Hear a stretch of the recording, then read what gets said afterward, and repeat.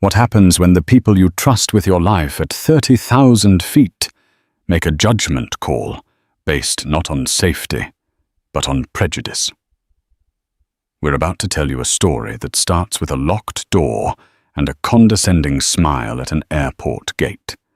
It's the story of a decorated Air Force veteran and a dedicated family man being denied his seat. But the flight crew of Trans-American Airways Flight 715 made one catastrophic mistake. The man they saw as a threat was actually the one person who could end their careers in an instant. This isn't just a story about discrimination. It's about the terrifying moment unchecked power collides with undeniable truth, and the devastating karma that followed. The air in Terminal 4 of Los Angeles International Airport was a familiar assault on the senses. A layered scent of jet fuel, the cloying sweetness of stale Cinnabon, and the sharp antiseptic bite of industrial cleaning fluid hung beneath the cathedral-like ceiling. It was a space engineered to inspire awe, to speak of the grand adventure of flight. But after decades of relentless human traffic, it mostly inspired a deep, weary resignation. For Marcus Thorne, it was just another office. At 48, he moved through the churning river of humanity with an economy of motion learned over a lifetime of disciplined waiting.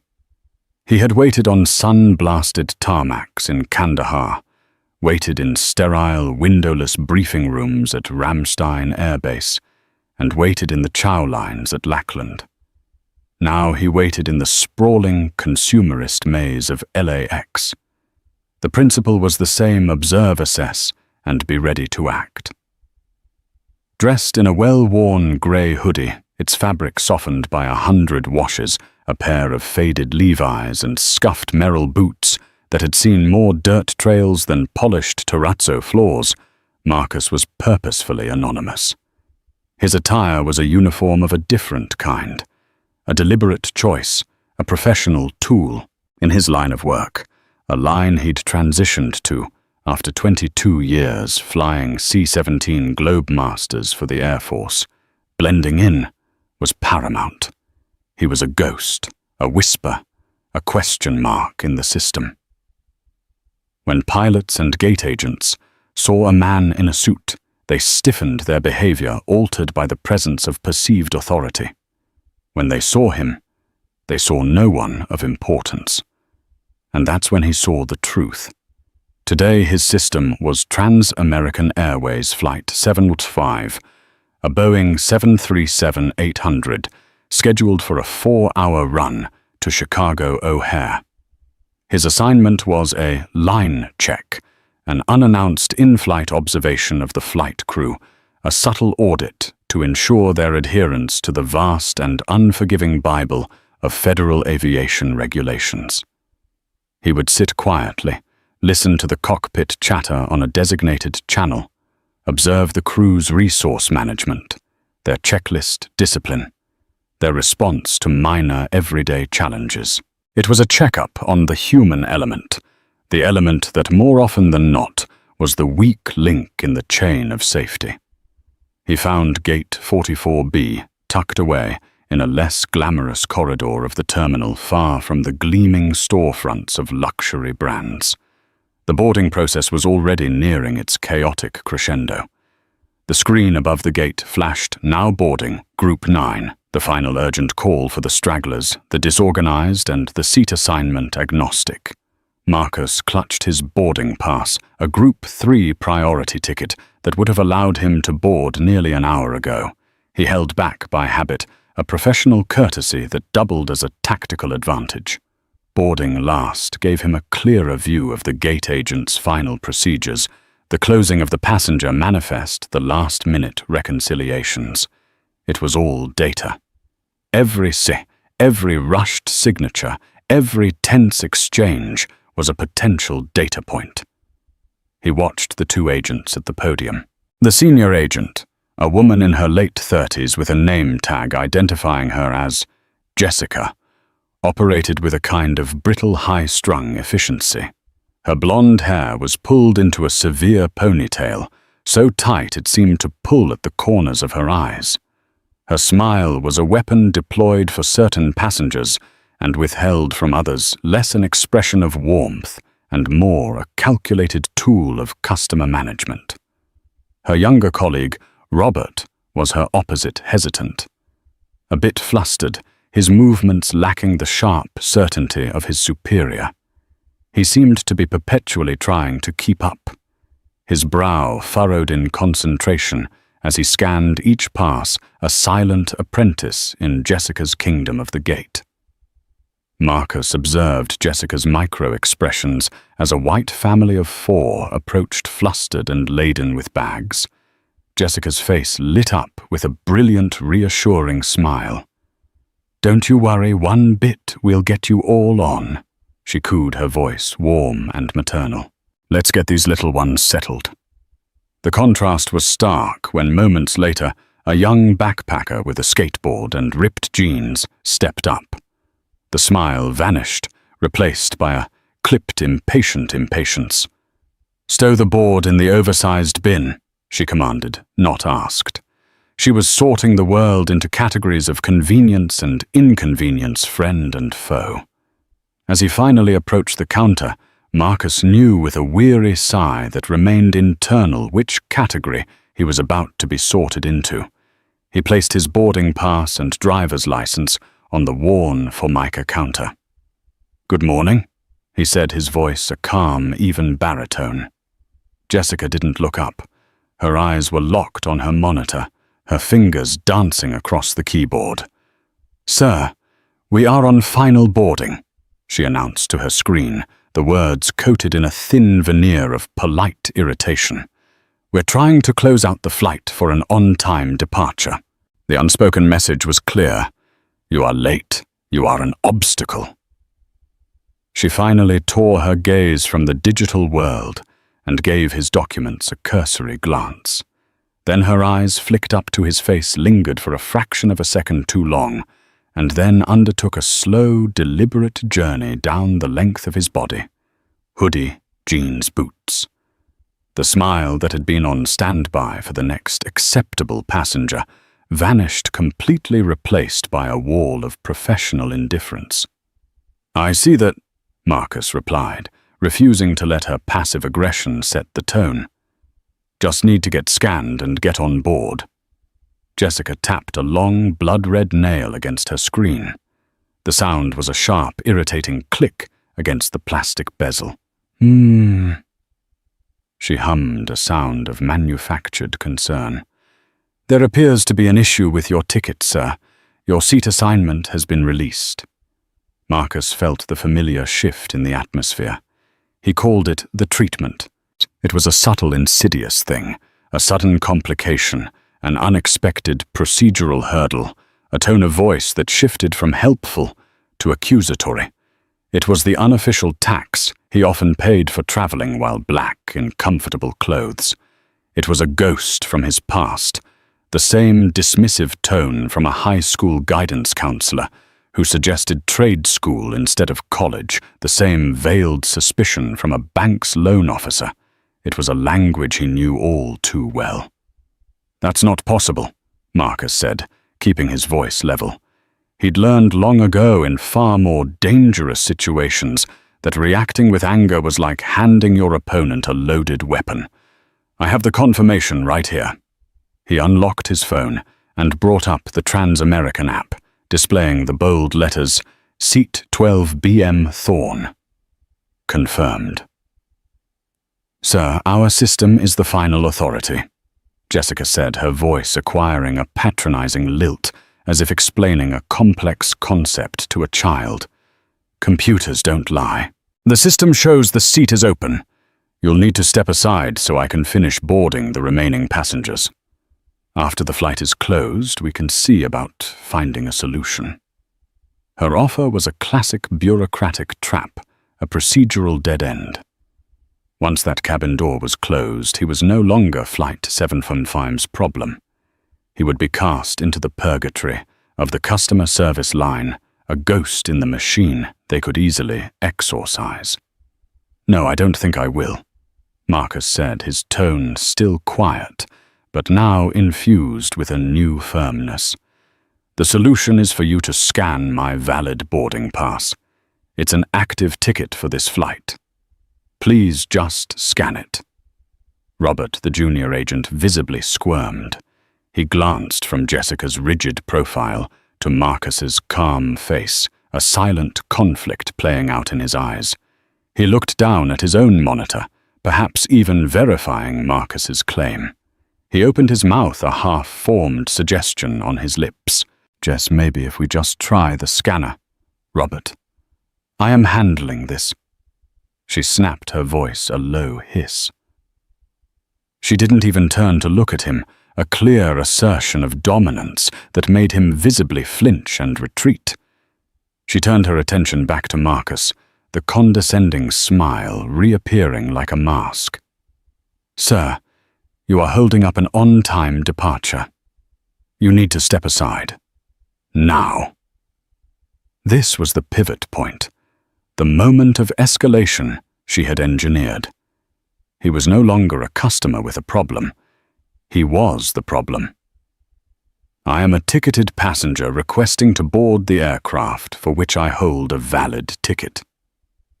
Marcus stated, his voice now stripped of all warmth.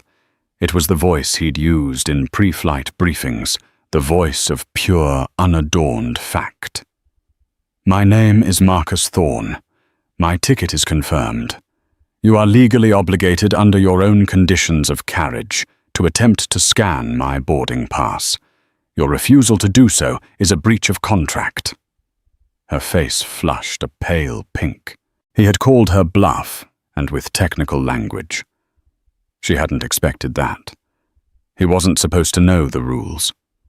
In her worldview, people who looked like him were supposed to be loud or angry or ignorant, not articulate and precise. His calm confidence was a direct challenge to her stereotype. "You're causing a disturbance, sir," she said, her voice rising slightly.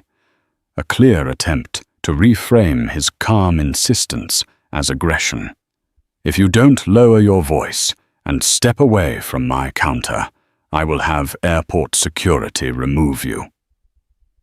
Just then the phone connecting the gate to the aircraft buzzed insistently.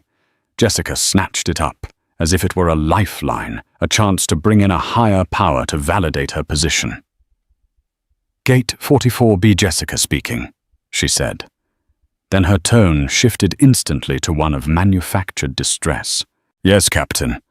It's nothing, just a passenger who seems to have missed his seat assignment and is now refusing to accept it. Yes. He's becoming quite disruptive and aggressive." Marcus stood frozen, listening to the deliberate, malicious twisting of the truth. Aggressive. Disruptive. These were code words, loaded and dangerous, designed to paint a specific picture for the man in command of the aircraft. This was no longer just a gate agent on a power trip. She was actively recruiting the flight crew into her narrative, poisoning the well before anyone else had a chance to drink. She hung up the phone, her face a mask of smug vindication. "The captain is coming out to speak with you," she said, her eyes gleaming with malicious delight.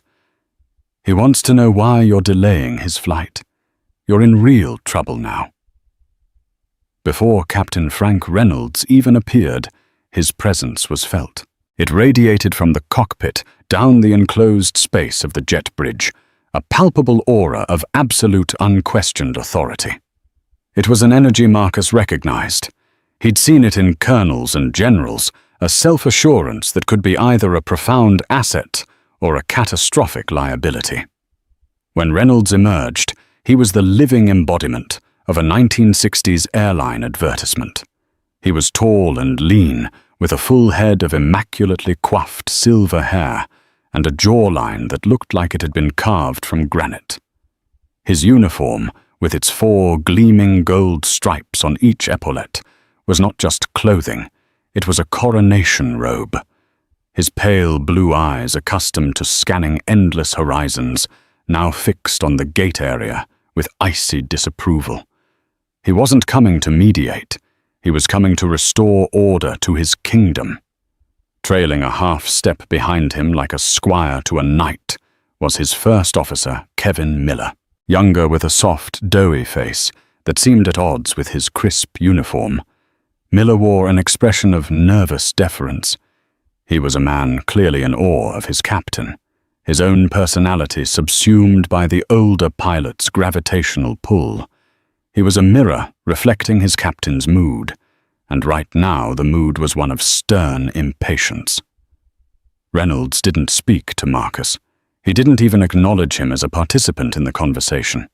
He addressed Jessica as if Marcus were a piece of malfunctioning equipment. "Is this the gentleman causing the problem?"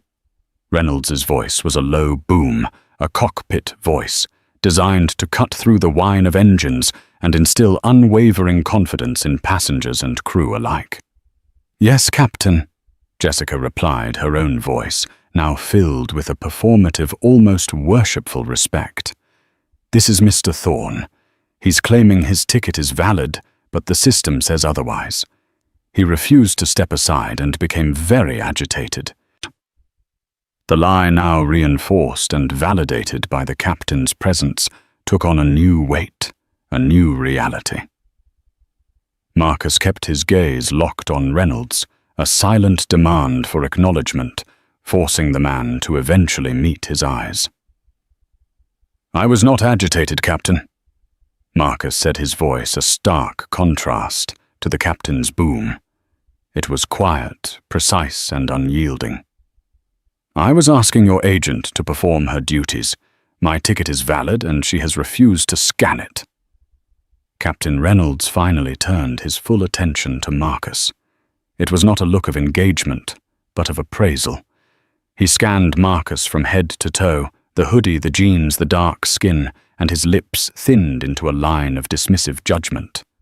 The verdict was in before the trial had even begun.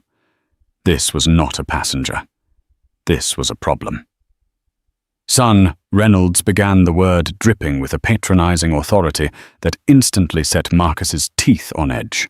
"I have a 200-ton aircraft and nearly 200 souls on board, waiting to get to Chicago.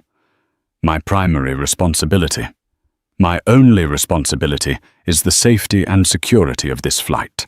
Whatever ticketing issue you're having, you are now interfering with the operational integrity of my aircraft. So here is what is going to happen. You're going to take a step back, my agent will close the door, and you can take up your grievance with the people at the customer service desk." The word "son" was a deliberate power play, a verbal pat on the head designed to infantilize and assert dominance. Marcus felt a flash of heat behind his eyes, a visceral memory of a dismissive staff sergeant in his early Air Force days, who used the same term just before denying him a weekend pass for a fabricated infraction. He suppressed the memory and the anger. Emotion was a liability. "With all due respect, Captain, I am not your son," Marcus stated, holding up his phone where the boarding pass was still clearly displayed. "And my grievance is not with customer service. It is here at this gate. My name is Marcus Thorne. I am on the passenger manifest for your flight in seat 12B. This is not a complex issue. It requires a simple scan of a valid QR code." First Officer Miller, emboldened by his captain's presence, puffed out his chest slightly. "Look, man, you heard the pilot in command," he said, stepping forward as if to physically block Marcus. "You're creating a confrontation. We have the absolute right to refuse service to any passenger who appears to be a security risk." There it was, the magic phrase. Security risk. The conversational equivalent of a kill shot designed to end all debate. It was vague, subjective, and nearly impossible to disprove in the moment. And it was poison. A security risk. Marcus repeated, his voice dangerously soft. He let the question hang in the air, forcing them to confront the absurdity of the accusation. "On what grounds, First Officer?" "Because I am calmly insisting that your airline honor the ticket it sold me for asking your gate agent to follow a basic procedure, or is it my hoodie that you perceive as a threat to national security?" Captain Reynolds let out a short, dry chuckle. It was a sound completely devoid of humor, a sound of utter dismissal. "It's your attitude, son. It's your belligerent and non-compliant posture. I've been flying these skies for 35 years. I've seen it all. I have a sixth sense for trouble. I can spot it a mile away. And you, my friend, do not fit the profile of a calm, cooperative passenger." The right profile. The words echoed in the sterile space. The ugly unspoken truth was finally given a voice. It wasn't about a ticket. It wasn't about an on-time departure. It was about a profile that existed only in the captain's prejudiced mind. Marcus's entire demeanor shifted. The passenger was gone, replaced instantly by the investigator. His mind became a clean, cold slate, recording every word, every nuance, every glance. This was no longer a personal insult. It was a professional failure, a catastrophic breach of protocol unfolding right before his eyes. He was no longer a victim. He was a witness. "Let me be perfectly clear, Captain Reynolds," Marcus said, his language becoming formal, precise, the language of a report. "You, as the pilot in command of Trans-American Flight 715, are personally denying me a ticketed passenger from boarding your aircraft. And the basis for this denial is your subjective and personal assessment that I do not fit your profile for a suitable passenger. Is that a correct summary of your command decision?" The legalistic phrasing seemed to momentarily stun Reynolds. He had expected shouting, pleading, or angry resignation. He had not expected a calm, articulate cross-examination. He shot a quick, uncertain glance at Miller, who, oblivious to the danger, offered a slight, encouraging nod. The captain's ego, a thing nurtured over decades of being the unquestioned authority in a sealed metal tube, could not allow for a retreat. He had to double down. "I am denying you boarding because you are being disruptive, argumentative, and you are a potential threat to the good order and discipline required on an aircraft," Reynolds declared, his voice rising again to its full commanding volume. "My decision is final. This conversation is over. Jessica, close out the flight and shut that door. We are leaving." Jessica's face was a mask of pure triumph. This was her victory, validated by the highest authority she knew. She turned to the podium, her fingers flying over the keys to finalize the manifest. Robert, the other agent, looked physically ill, his face pale and slick with sweat. He was staring at the floor, wanting to be anywhere else in the universe. "Captain Reynolds," Marcus called out, his voice sharp enough to cut through the procedural clicks, "I strongly advise you to reconsider that order. You are making a profound and actionable error." "The only error would be letting you on my airplane," Reynolds shot back over his shoulder, already striding back toward the jet bridge, a king returning to his castle. "Enjoy your day in Los Angeles." With a final decisive thump, the heavy cabin door was swung shut. A pneumatic hiss signaled the locking mechanism engaging. Marcus watched through the thick glass of the gate window as Captain Reynolds gave him one last triumphant smirk before disappearing into the cockpit of his kingdom. The silence that fell over Gate 44B was absolute. The drama was over. The verdict delivered. Jessica straightened her uniform blouse, smoothing out a non-existent wrinkle. She was radiating smug satisfaction. "Now," she said, turning to Marcus, as if he were a piece of trash to be disposed of, "if you'll come with me, we can walk over to customer service and see about getting you on a later flight. If there are any seats available, of course." Marcus didn't move for a long moment. He just looked at her, letting her bask in her victory for one final fleeting second. Then slowly, he shook his head. He reached into the deep inner pocket of his grey hoodie, a pocket she and the captain had completely overlooked in their profile assessment. He withdrew a simple, unadorned black leather wallet. He didn't flip it open with a flourish. He didn't make a show of it. He simply opened it and placed it gently on the counter right next to his now useless boarding pass. Inside, protected by clear plastic, was his government identification. The gold seal of the United States shimmered under the fluorescent lights. The bold letters at the top were unambiguous: Federal Aviation Administration, Department of Transportation. Below his photograph, his title was printed in stark block capitals: Aviation Safety Inspector. Credential Num 0774. He lifted his gaze to meet Jessica's. The smugness on her face didn't just fade. It shattered, instantly replaced by a spreading mask of abject horror. Her mouth fell open. Her eyes, wide with disbelief, darted from the ID card to Marcus's face and back again, as if her brain was refusing to process the information. Beside her, Robert let out a small, strangled gasp and took an involuntary step backward, stumbling into a stanchion. As I was saying, Marcus began, his voice completely devoid of emotion, a flat, chilling instrument of pure professionalism. "My name is Marcus Thorne. I am the FAA inspector assigned to conduct a line check and cockpit observation of Trans-American Flight 715. At least I was." He let the words hang in the air for a moment, letting the full weight of their implications crash down upon them. "This is no longer a line check," he continued calmly. "This is now a formal investigation into multiple serious regulatory violations. Captain Frank Reynolds, First Officer Kevin Miller, and the two of you." His gaze swept over Jessica and Robert like a searchlight. "Have just unlawfully interfered with a federal officer in the performance of his mandated duties.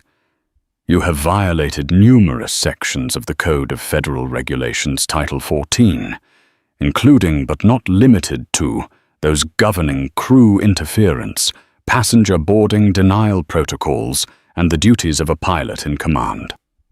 He calmly retrieved his credentials and slipped them back into his pocket. He then took out his phone, his thumb hovering over his contact list. "Jessica," he said, and her name now sounded like a gavel striking a block. "Get back on that intercom and tell your captain to shut down his engines immediately. He is not to move that aircraft 1 inch. Then I need you to call your airport station manager, your regional corporate security director, and the vice president of flight operations for the Western region. You will give them my name and my credential number. You will tell them to meet me at this gate immediately. You have 5 minutes before I make the calls myself. And if I have to make those calls, my report will begin with a section on your failure to comply with the direct order of a federal agent." Jessica stared at him, her face the color of ash. Her carefully constructed world of petty power and prejudice had been annihilated in less than 30 seconds. The man in the hoodie she had profiled as a problem was now the author of a professional apocalypse, and she was standing at ground zero. The ensuing silence was a living thing, thick with panic and the deafening hum of the terminal's air conditioning. For a full 10 seconds, Jessica remained frozen. Her mind, a frantic scramble of denial and terror, a looping nightmare of the words "Aviation Safety Inspector." The triumphant smirk she wore just minutes ago felt like a memory from another lifetime. It was Robert who broke the spell. With a trembling hand, he picked up the jet bridge phone and thrust it at her, his eyes pleading. Jessica, do it, now! He whispered, his voice hoarse with fear. Snapping out of her stupor, Jessica grabbed the receiver. Her hands shook so violently that she fumbled it twice before holding it to her ear. Her voice, when she finally spoke to the cockpit, was a reedy, cracking version of its former self, stripped of all its former authority. "Captain Reynolds, sir, you need to shut down the engines. The passenger, sir, he's FAA. He's an inspector. He's ordering the aircraft to remain at the gate." Marcus could imagine the explosion of disbelief and fury in the cockpit. There was a long pause filled with the static of the open line. Then a single clipped profane word from Reynolds could be faintly heard through the receiver before Jessica shakily hung up. She turned to Marcus, her eyes wide with a new kind of fear, the fear of a functionary who has just thrown her boss under a bus to save herself. The first to arrive, practically sprinting down the concourse with his tie askew, was the station manager, Ken Olson. He was a man in his 50s, whose rumpled suit and permanently harried expression suggested a life spent putting out fires big and small. This, he could already tell, was a forest fire. "What in God's name is this?" he demanded as he approached, initially directing his anger at Jessica. "FAA grounding. Are you insane? Do you know what this does to my on-time stats?" Marcus stepped forward into his line of sight. "Are you Mr. Olson?" Olson's head whipped around, his eyes finally landing on Marcus. He took in the hoodie and jeans, and his face contorted with confusion and irritation. "Who the hell are you?" Marcus didn't speak. He simply produced the black leather wallet again and displayed his credentials. Olson leaned in, squinting, his breath catching in his throat. He read the ID, his eyes widening. He read it again, as if to ensure it wasn't a hallucination. The color drained from his face, leaving it a pasty gray. "Oh my God," he breathed, the words coming out in a puff of air. "Oh, you have got to be kidding me." "I assure you I am not," Marcus said flatly. "Your aircraft is grounded. Your flight crew and gate crew are material witnesses in a federal investigation. They are not to leave this area. Secure them." Olson looked like he was about to be sick. He fumbled for his own phone, his hands suddenly clumsy. I have to make some calls. This is above me." "Your gate agent is already doing that, per my instructions," Marcus informed him coolly. "Your security director and your VP of flight ops are on their way." The statement that she had already escalated this to the highest levels of the company seemed to terrify Jessica even more. She looked as though she wanted the floor to swallow her whole. Within 10 minutes, 2 more figures arrived, moving with a grim purpose that cut through the terminal's chaotic energy. The first was Sarah Jenkins, the regional security director. She was a woman in a sharply tailored pantsuit, her expression unreadable, her eyes missing nothing. The second man was David Chen, the airline's vice president of flight operations for the West Coast. Chen was a man who radiated immense, coiled pressure. His suit was perfect, his face was grim, and his eyes burned with a cold, controlled fury. He was the one who had been forced to abandon a multi-million-dollar logistics meeting to deal with this mess. And he was not happy. He was already mentally calculating the cost, the fines, the lawsuits, the operational chaos, the public relations nightmare. Chen took in the entire scene in a single sweeping glance, the grounded 737 sitting dormant outside the window like a beached whale. The growing crowd of confused and angry passengers gathering at a distance, their voices rising. His 2 terrified gate agents, his flustered station manager, and the calm, imposing figure at the center of it all. "Mr. Thorne," Chen said, his voice dangerously low. He didn't offer a handshake. "David Chen, explain to me precisely what has happened here." "What happened, Mr. Chen?" Marcus replied, matching Chen's tone with his own uninflected professionalism. "Is that your pilot in command, with the active encouragement of his first officer and the facilitation of your gate staff, illegally denied a federal officer access to his aircraft for a mandated safety audit. He did so based on what he explicitly referred to as my profile. He then ordered the aircraft door closed and was preparing for departure before I identified myself and ordered him to halt." Chen's jaw muscle clenched so hard it was visible from 10 feet away.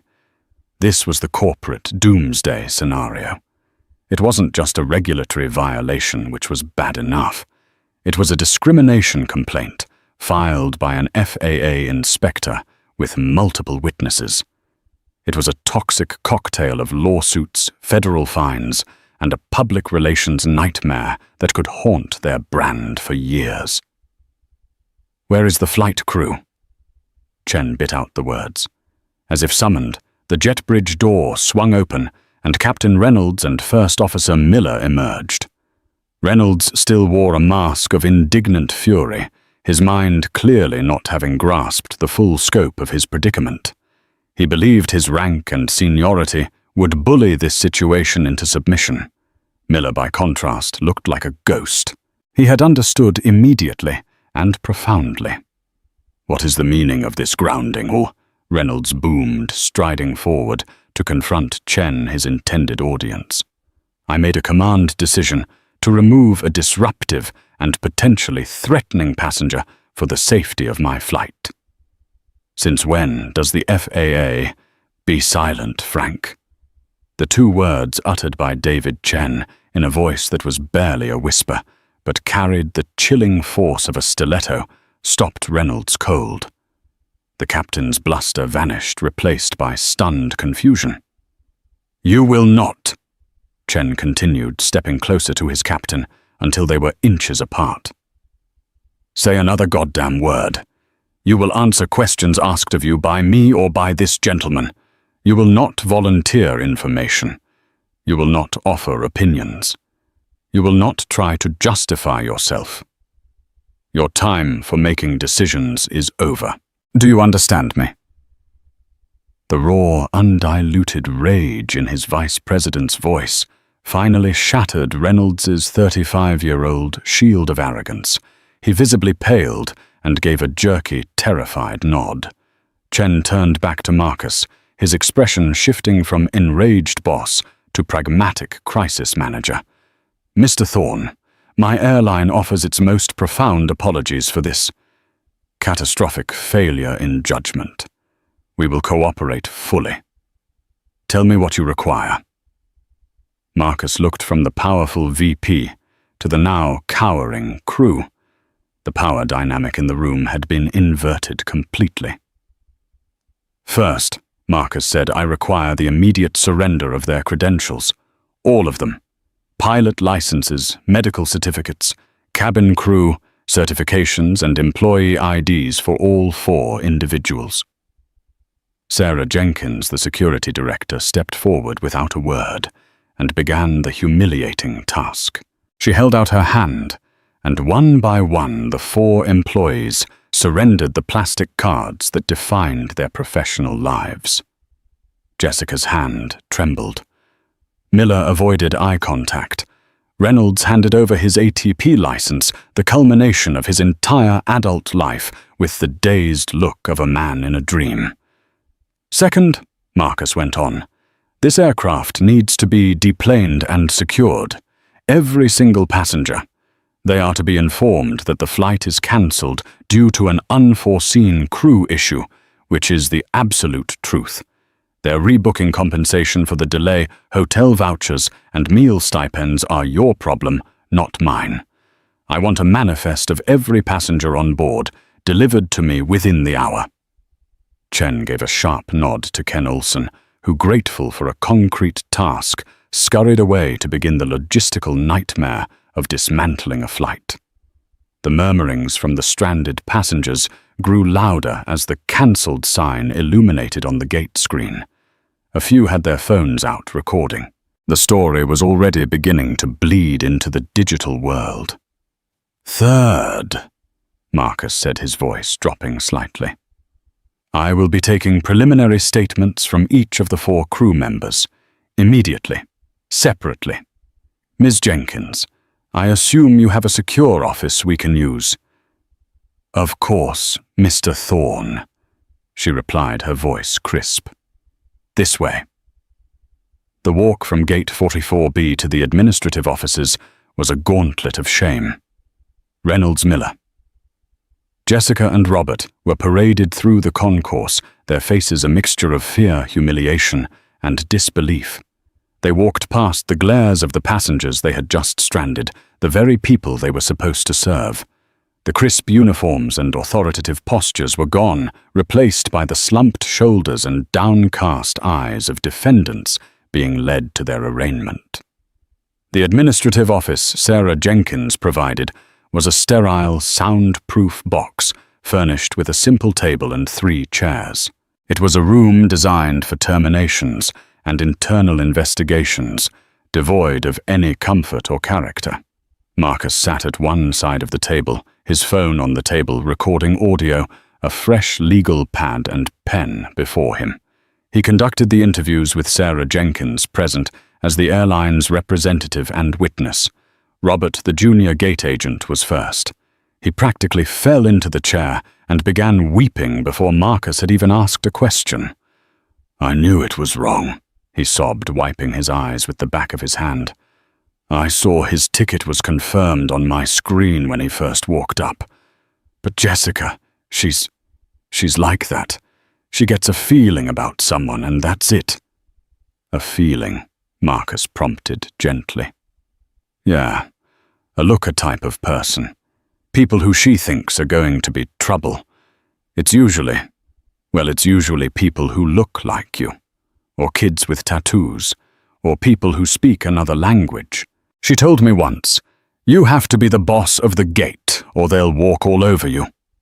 I was going to say something I swear I was. But she cut me off, and then she called the captain, and she winked at me after she did it. She whispered, 'Watch this show.' I didn't want any part of it, but I have a wife and a new baby.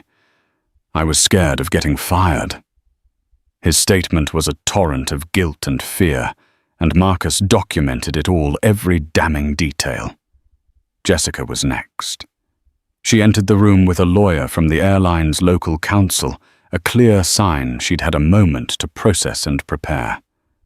Her demeanor had shifted from terrified to defensively hostile. "My client has nothing to say at this time," the lawyer began. "I'm not deposing her. I'm taking a preliminary statement as part of a federal safety investigation," Marcus replied calmly. "She can refuse to answer, and I will note that refusal in my report. Jessica, did you believe my boarding pass was invalid?" Jessica, against her lawyer's frantic hand signal, spoke up. "The system showed an error. I was following procedure."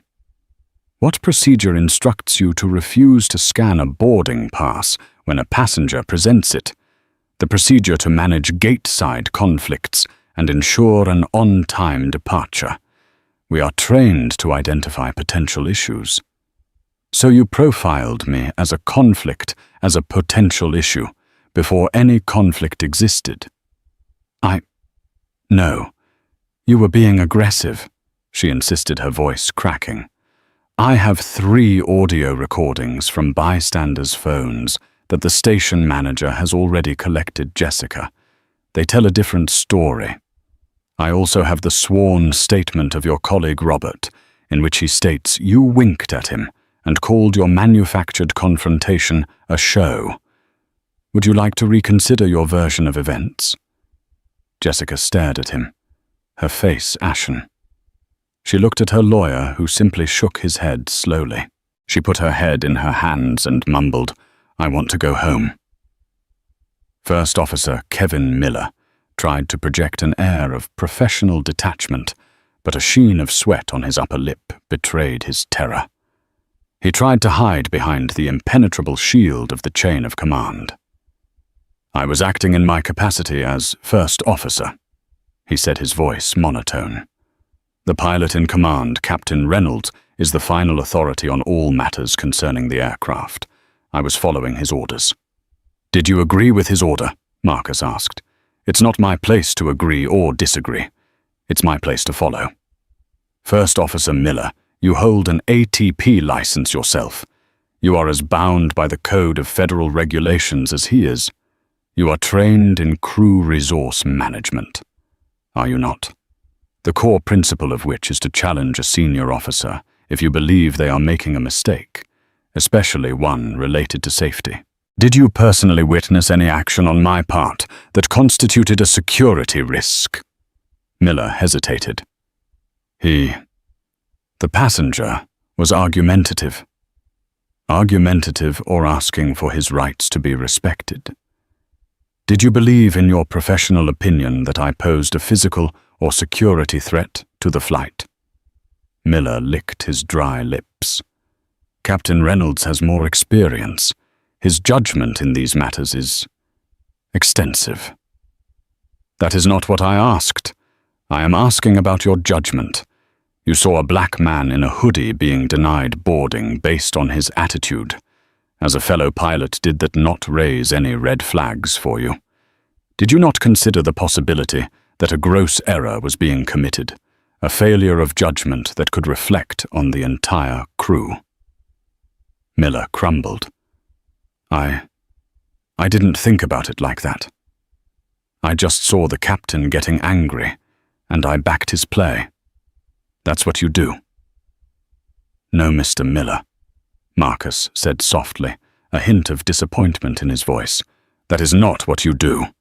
You fly the plane. You follow the regulations. You protect your passengers. You failed on all counts today." Finally, Captain Frank Reynolds entered the room. He had his union representative with him, a stern-faced older man. Reynolds had managed to reassemble some of his shattered arrogance into a brittle facade of indignation. "This entire situation is an outrageous abuse of authority," Reynolds began, before his rep could stop him. "I made a command decision based on 35 years of experience to ensure the safety of my flight." "Captain Reynolds," Marcus began, opening his notepad. "Let's review your decision. You did not witness the initial interaction, correct? You were informed of it by your gate agent. She told me she had a disruptive passenger, and you chose to believe her without question. She is my ground crew. I trust her judgment.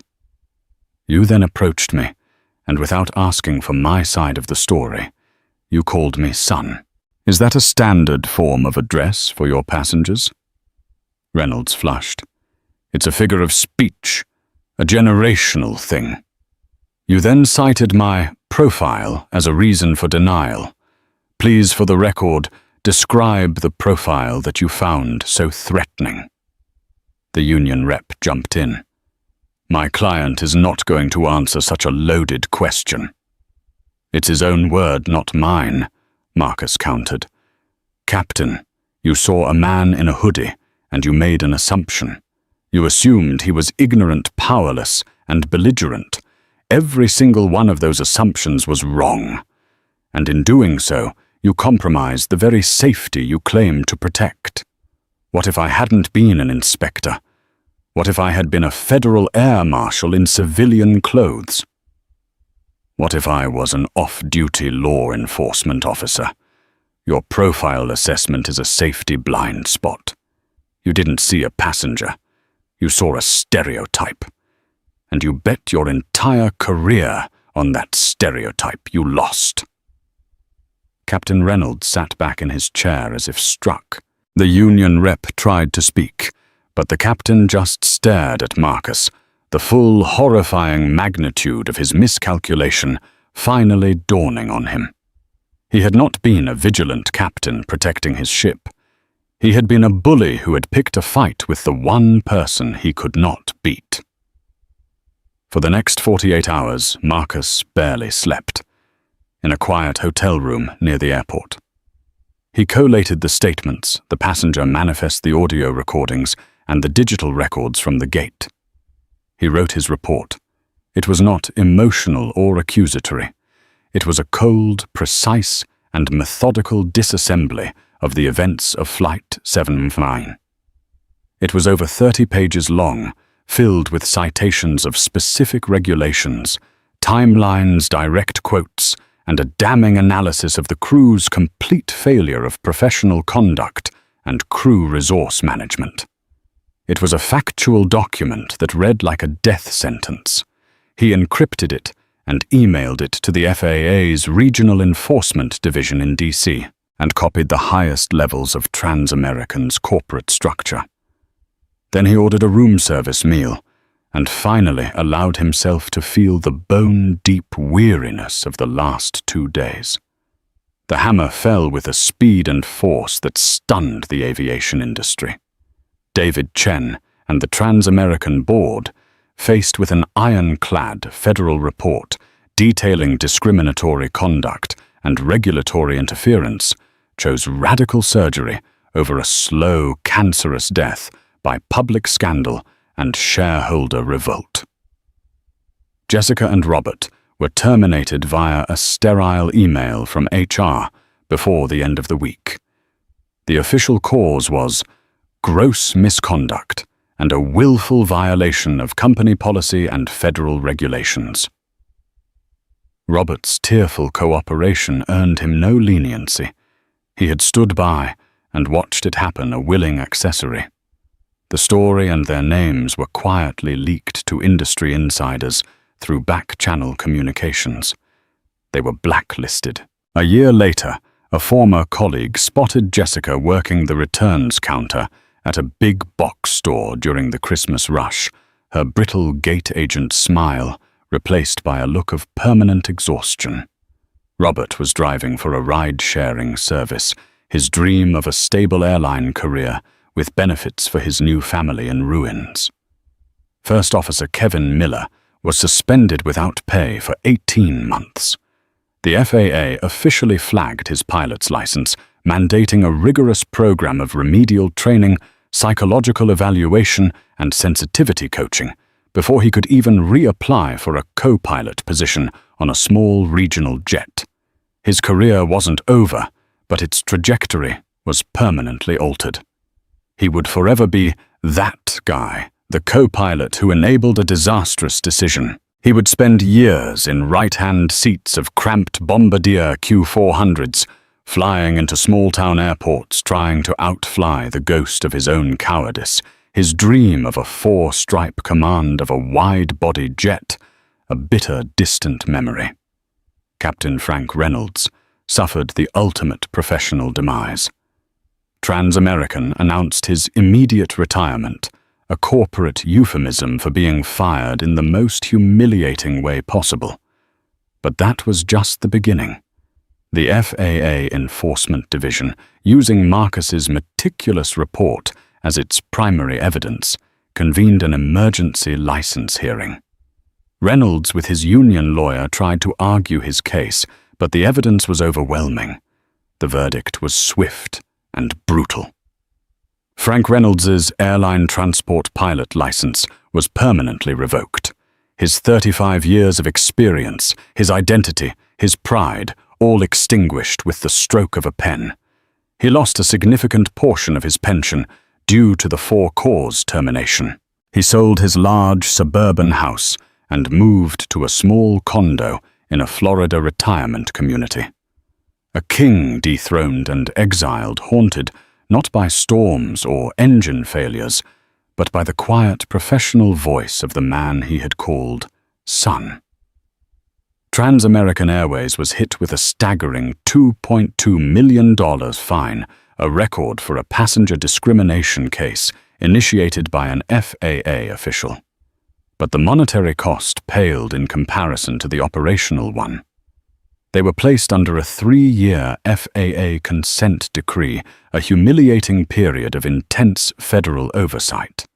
The decree forced them to overhaul their entire customer service and flight crew training programs. David Chen himself had to spearhead the development and implementation of a new mandatory training module for all 60,000 employees on non-discrimination de-escalation and procedural compliance. In a move of supreme corporate irony, the internal name for the project was the Thorn Mandate. Chen was even forced to present the case study of Flight 715, anonymized but recognizable to all, at an industry-wide safety conference, a public act of contrition. 6 months later, Marcus Thorn stood near a gate at Denver International Airport, preparing for another line check on another flight. He wore a different hoodie, but the same boots. He was watching the gate agents observing the flow, when a young trans-American pilot, an African-American man in his late 20s, walked past, then stopped and turned back. "Excuse me," the pilot said. "You're Marcus Thorn. Aren't you the inspector from the LAX 715 incident?" Marcus, surprised to be recognized, simply nodded. The young pilot broke into a wide, genuine grin. He shook his head in disbelief and respect. "Man, that story is legend. They teach it at the academy now. They call it the Audit of Karma.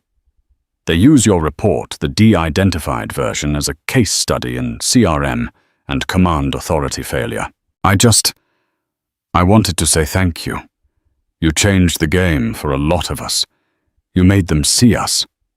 Marcus watched the young pilot walk confidently toward his aircraft, his shoulders square, his place in the cockpit undisputed. For the first time, Marcus felt something other than weary satisfaction. It was a flicker of hope. He hadn't sought to ruin anyone. He had simply insisted on being seen, not as a profile, but as a person. And in doing so, he had forced an entire system to open its eyes. The door of Flight 715 had been closed to him, but the reverberations had blasted open 100 other doors for those who would come after. The audit was complete. The story of Flight 715 is a stark reminder that the biggest threats to safety aren't always technical. Sometimes they're hidden in human bias. Marcus Thorn wasn't just fighting for his right to board a plane. He was upholding a principle that affects every single one of us who travels, that rules, respect, and safety must apply to everyone regardless of their appearance. The consequences for that flight crew were not just punishment. They were a necessary course correction for an entire industry. If this story resonated with you, please hit that like button to help us share it with more people. Let us know your thoughts in the comments below, and if you have a story of your own, we'd be honored to hear it.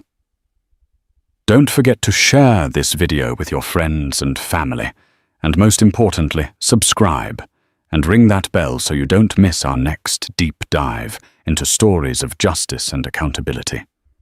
Thank you for watching.